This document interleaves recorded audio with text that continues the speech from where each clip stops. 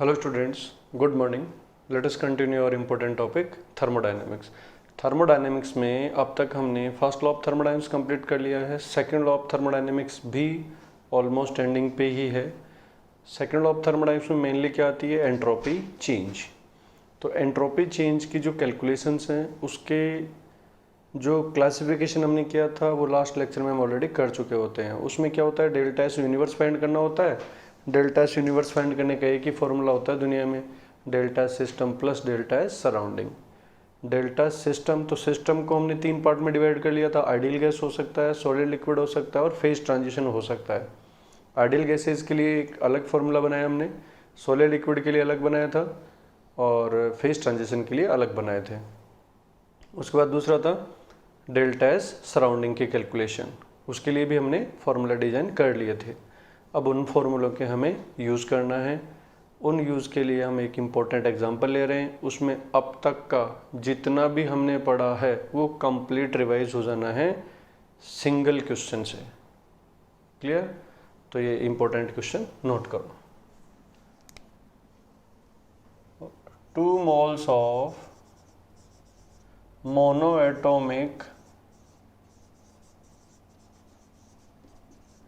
ideal gas undergo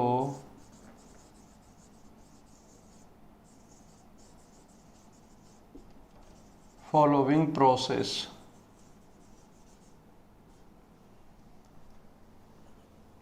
process first है isothermal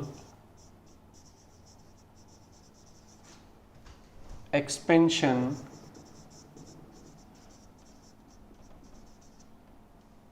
against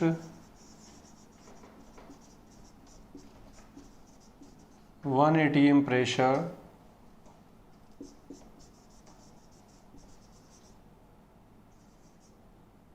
at 20 degree Celsius temperature from 1 liter to 4 liter. Second, free expansion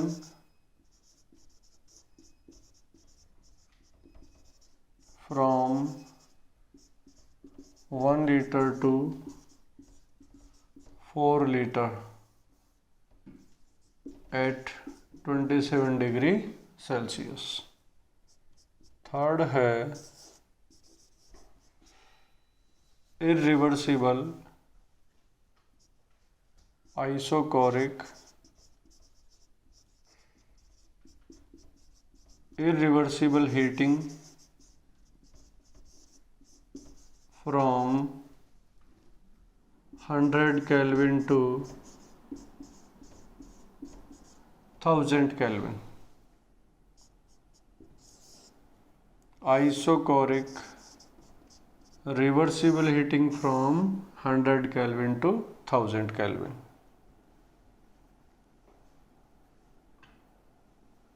ठीक है, चलिए इस simple से 4 process हमने ले लिए हैं. इन चारों में हमें फाइंड करना है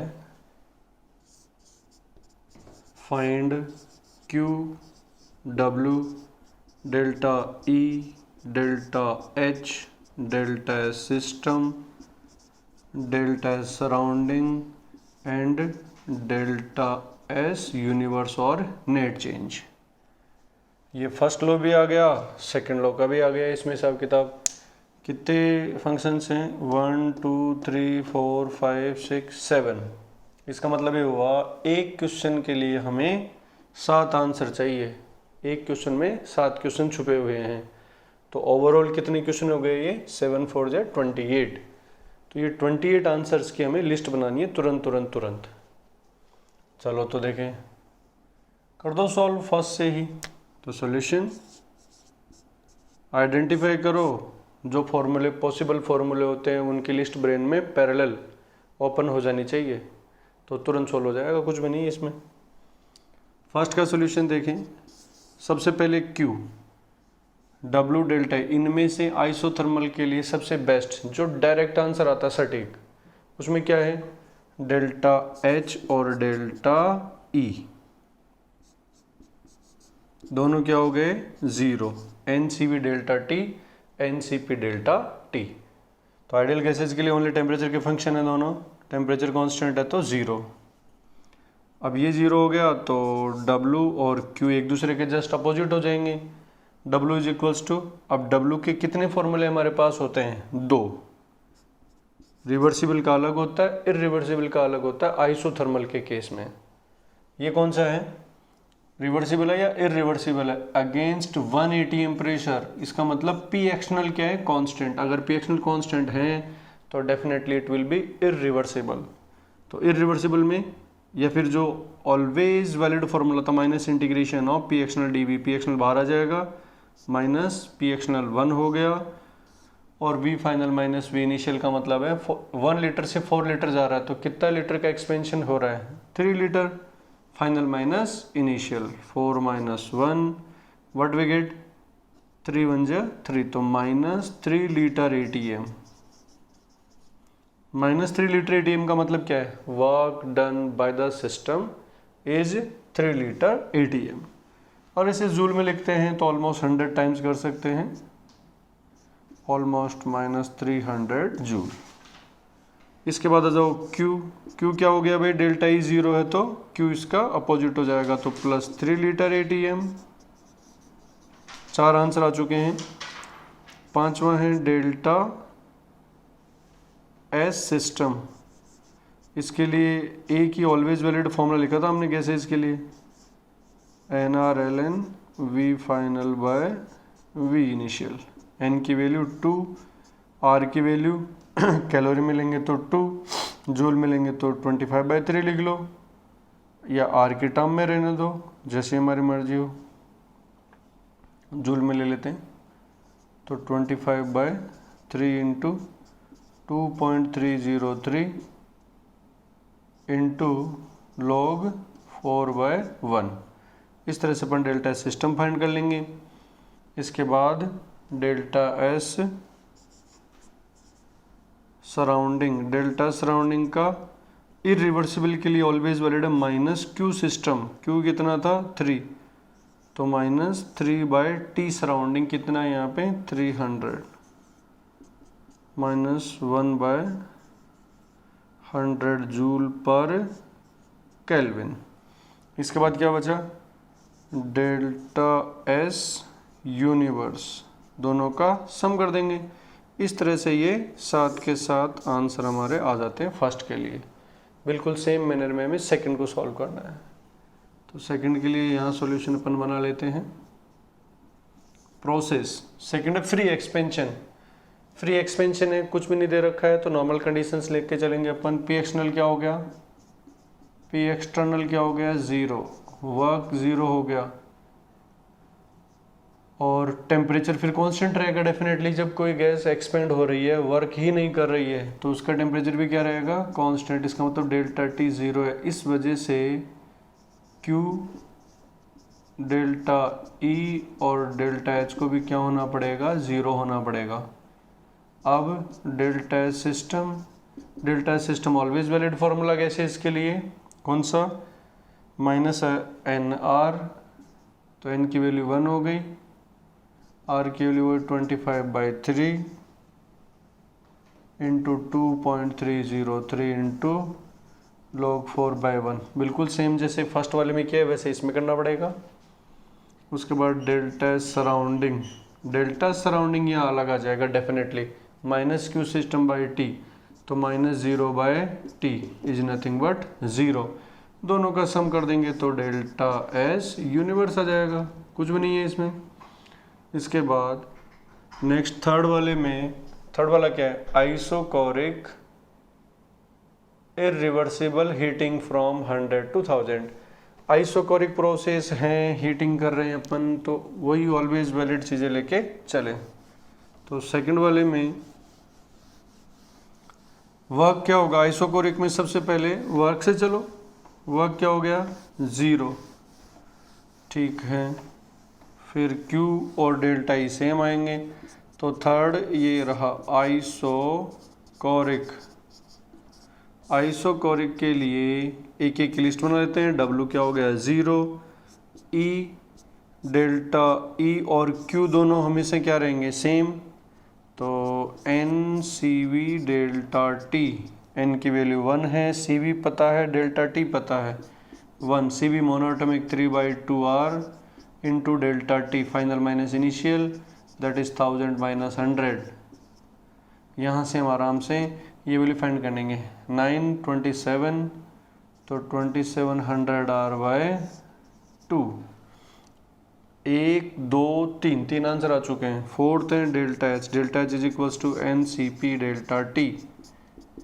एन 1 है, सी पी कितना हो जाएगा 5/2r हो जाएगा, और ये वही 900 तो 4500r/2।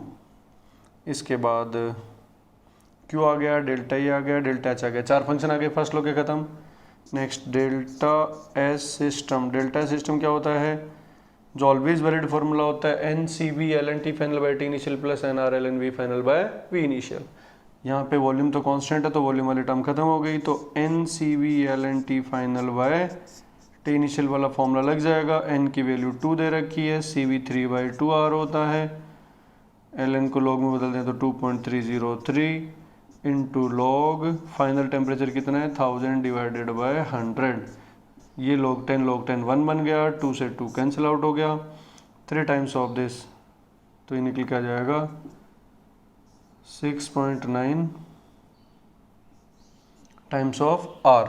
उसके बाद आ जाते हैं डेल्टा सराउंडिंग।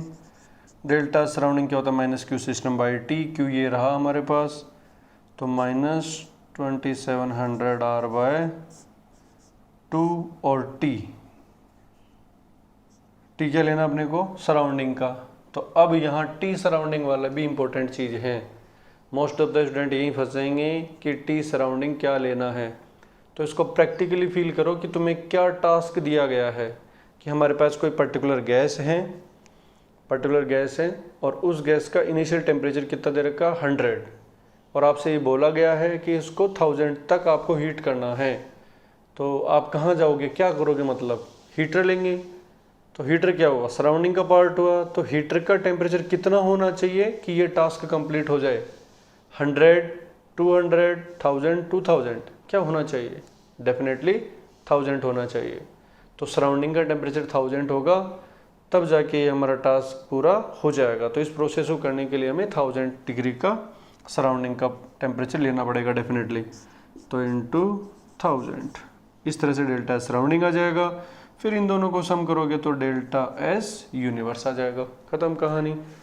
नेक्स्ट अपन आते हैं फोर्थ वाले में इसमें क्या डिफरेंस है, सिर्फ ये इरिवर्सिबल और रिवर्सिबल का। बताओ W क्या होगा, चाहे रिवर्सिबल हो चाहे इरिवर्सिबल हो, W तो ऑलवेज 0 होना है आइसोकोरिक के लिए, तो ये करेक्ट हो गया। Q डेल्टा इक्वल होने ही है, इसमें कोई कंडीशन नहीं, रिवर्सिबल आइसोरिबल है, तो ये एज इट इज यही आंसर आना है। Delta H n C P delta T reversible irreversible कोई मतलब ही नहीं है, तो यही आंसर आना है। Delta system n C B, इसको भी रिवर्सिबल ऑलवेज वैलिड हमने बोला था, यही आंसर आना है। ये चेंज हो जाएगा, डेल्टा सराउंडिंग चेंज हो जाएगा, बिकॉज मैं ये वाली हीट नहीं ले सकता। तो फिर इसके लिए हमें क्या करना पड़ता है, माइनस डेल्टा एस सिस्टम कर देंगे रिवर्सिबल प्रोसेस के लिए, तो हो जाएगा -6.9 टाइम्स ऑफ आर, और दोनों का सम करोगे तो डेल्टा एस यूनिवर्स आ जाएगा, जो रिवर्सिबल के लिए 0 होता है। इस तरह से हम क्वेश्चन को आराम से सॉल्व कर लेते हैं, और ये क्वेश्चन हमारा फर्स्ट लॉ और सेकंड लॉ दोनों को रिवाइज करवाता है। इसी क्वेश्चन में हम डेल्टा जी भी इंक्लूड कर लेते, बट अभी हमने Gibbs free energy delta G की स्टडी नहीं की है, करेक्ट। नेक्स्ट क्लास में अपन करेंगे इसका डेल्टा जी से रिलेटेड मैटर, और फिर उसके बाद thermochemistry. Okay, good bye.